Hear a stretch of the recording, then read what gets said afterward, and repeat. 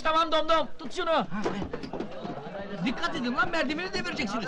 Tamam mı? Her şey hazır, ipi çektik mi tamam. Ulan demek istesek uçak bile yaparız! Çocuklar geliyorlar.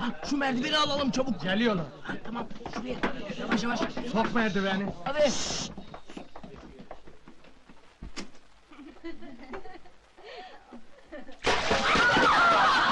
Allah kahretsin! Nasıl, banyonuzu beğendiniz mi kızlar? Sabun da ister misiniz? Anlaşıldı, size esaslı bir ders vermek lazım. Yürüyün kızlar! Gelin buraya, gelin! Aa, vurdu.